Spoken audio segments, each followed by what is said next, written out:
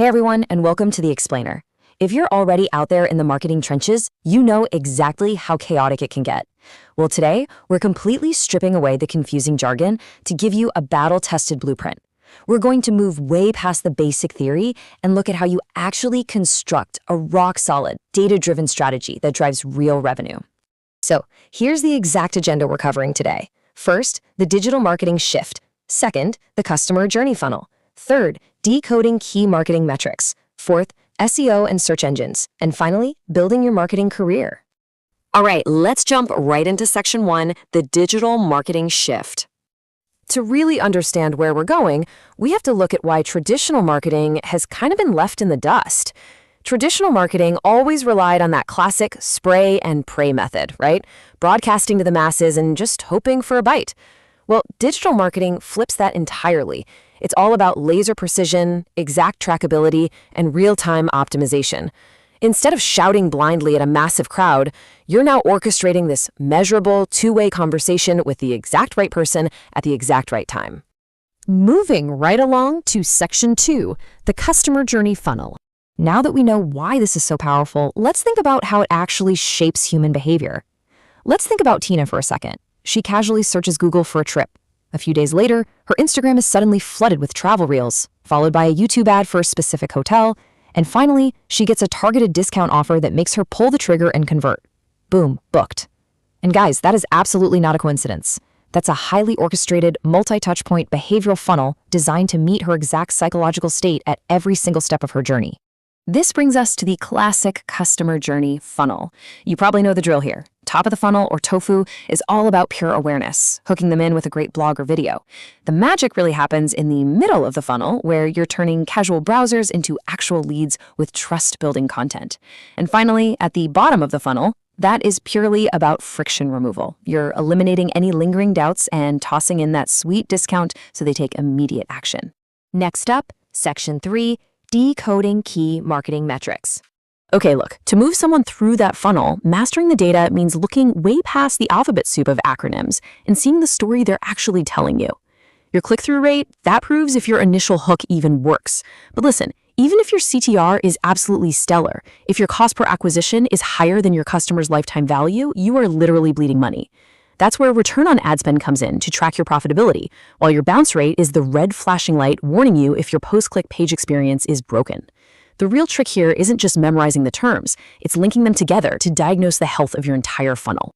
Which naturally brings us to section 4, SEO and search engines. With all our tracking in place, we really need to focus on getting that free organic traffic.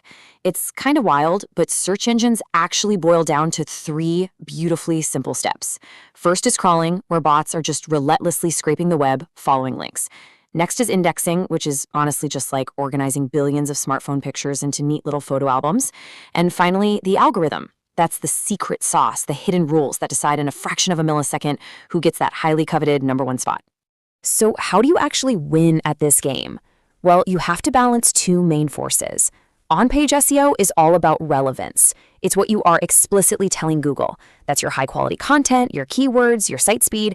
But you know what? That's just not enough anymore. You also desperately need off-page SEO, which is authority. It's essentially a giant digital popularity contest. What you say about yourself definitely matters, but the votes of confidence you earn from everyone else out there through backlinks and mentions, that's what actually moves the needle. All right, let's bring it all home with section 5, building your marketing career. Now we're moving from academic theory to some hard-earned, real-world wisdom. Listen, taking shortcuts in this space, it can be absolutely devastating. One top SEO expert actually bought spammy backlinks to artificially inflate their site's authority. And hey, it works like a charm, right up until Google updated its algorithm. Literally overnight, they suffered an 85% drop in traffic.